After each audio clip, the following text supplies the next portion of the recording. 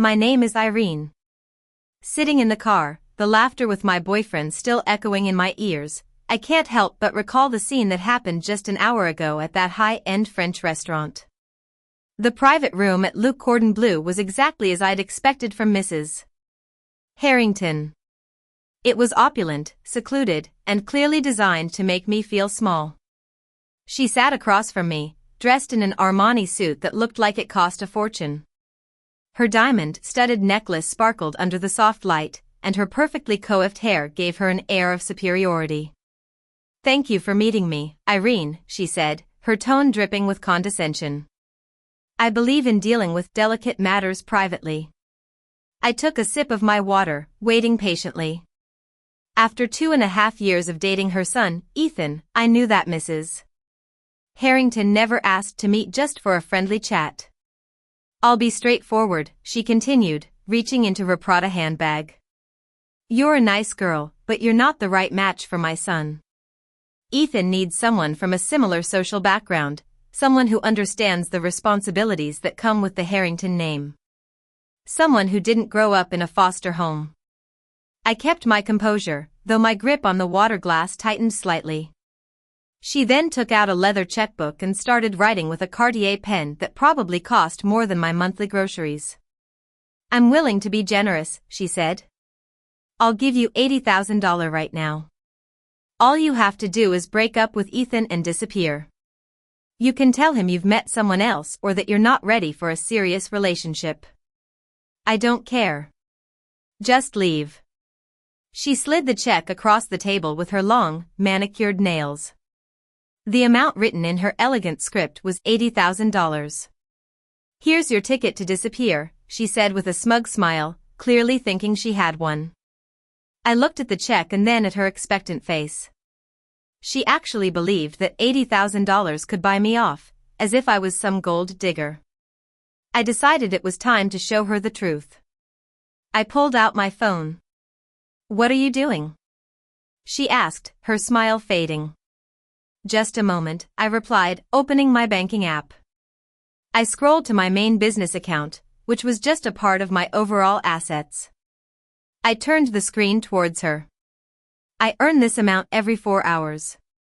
Silence filled the room. Mrs.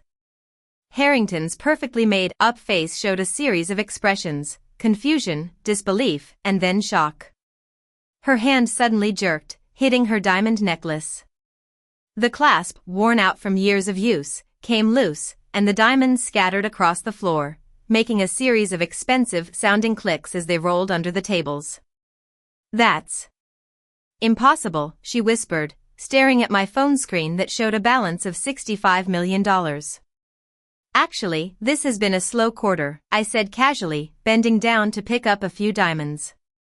"Normally, I make around $80,000 every 3.5 hours, but we're in between some major business deals." "You're lying." "Ethan said you worked at a charity," she stammered. "I do," I confirmed, handing her the retrieved diamonds. "I run a charity foundation that provides educational opportunities for orphans.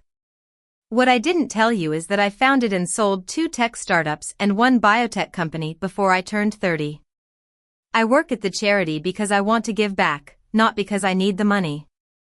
Mrs. Harrington's mouth opened and closed wordlessly. A waiter came over to help collect the diamonds, but she seemed not to notice him. "But you live in that small apartment," she said. "By choice. I grew up in a foster home, as you so kindly pointed out. I don't need a man or a big house to feel fulfilled. And by the way, I own that apartment building and the 2 adjacent ones. I've been renovating them to provide affordable housing for low-income families." "Ethan doesn't know," she said, more like a question.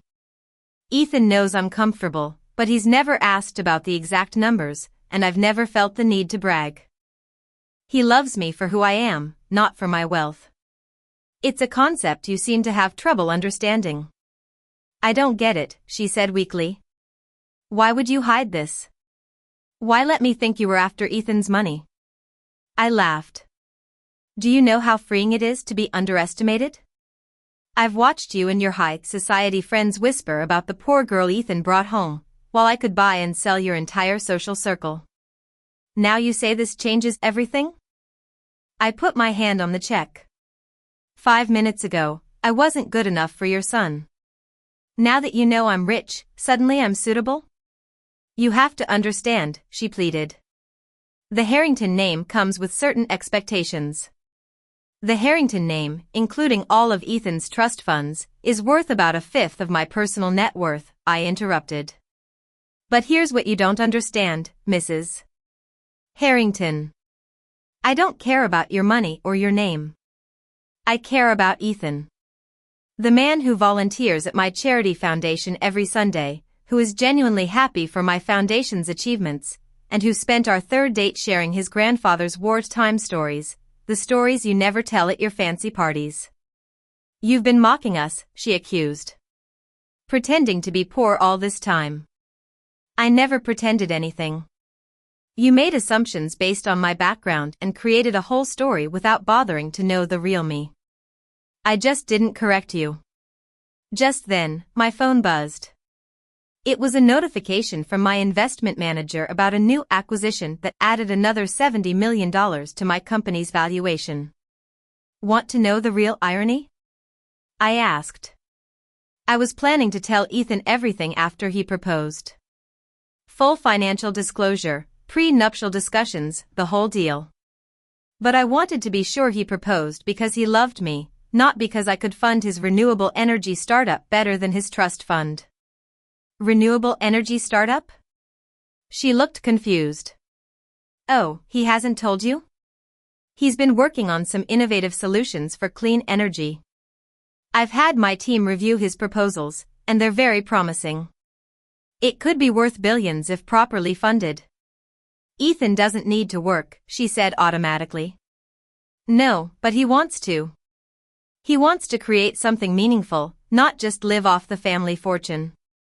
It's one of the things we have in common, something you'd know if you ever listened to your son. Mrs. Harrington was still holding the broken diamonds, looking lost. What are you going to tell him about this meeting? Everything, I said simply. Ethan and I don't keep secrets. He'll be disappointed in you, but not surprised. This isn't the first time you've tried to control his life. You could destroy our family, she said softly.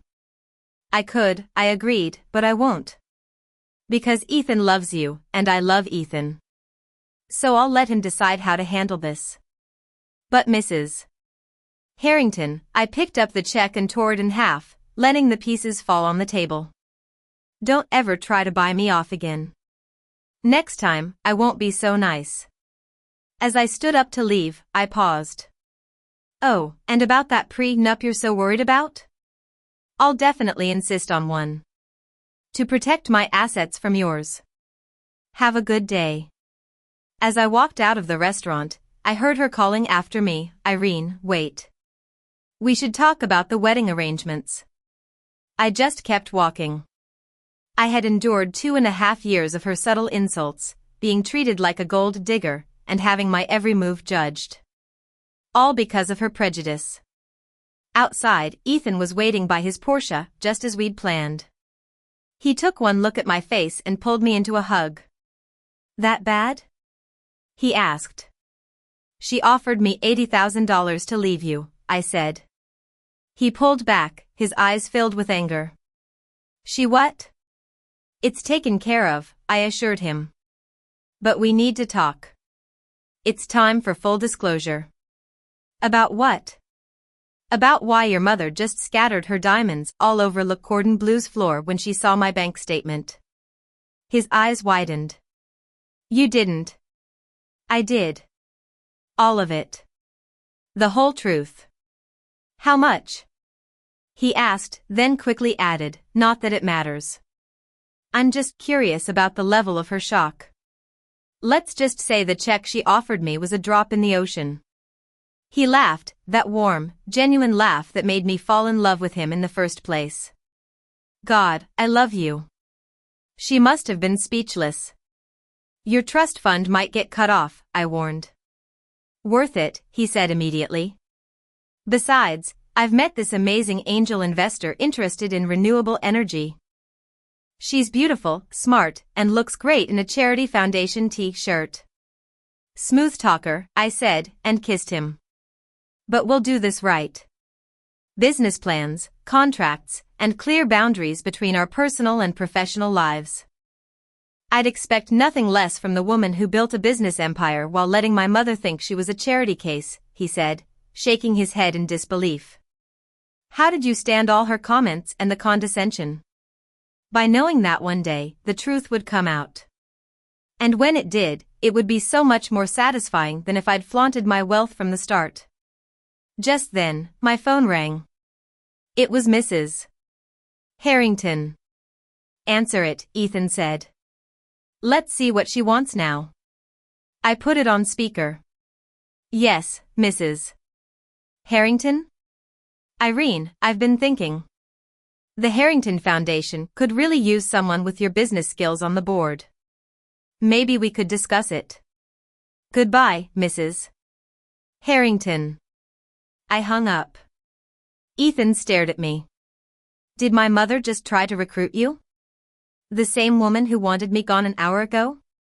Yes. Unbelievable, he said, running his hands through his hair. What now? Now, we get ice cream, you tell me more about your clean energy ideas, and we figure out how to tell your father. He's always been more reasonable. He's going to laugh when he hears about the diamonds, Ethan predicted. As we drove away, I thought about Mrs. Harrington's scattered diamonds, her shattered assumptions, and her sudden change of attitude. Money didn't make me worthy of her son, it just exposed her true self. But Ethan, he loved me when he thought I had nothing, and he loved me now, knowing I had everything. That was more precious than any amount of wealth. My phone buzzed with a text from Mrs. Harrington. I hope we can start anew. Maybe lunch next week? My treat. I showed it to Ethan. He took my phone and typed back, Irene is busy running multiple companies and loving your son. Try again in a few years. Perfect, I said. We make a great team, he agreed. Even if his mother had tried to buy me off for a fraction of my monthly income. I then asked, so, what do you think about a really detailed prenup? The kind that makes lawyers cry. The very same. I'm in, he said. But only if you promise to tell me every single detail of my mother's face when she saw that bank balance. I promise, I said, and I did. By the time I finished, we were both laughing so hard that Ethan had to pull over to the side of the road.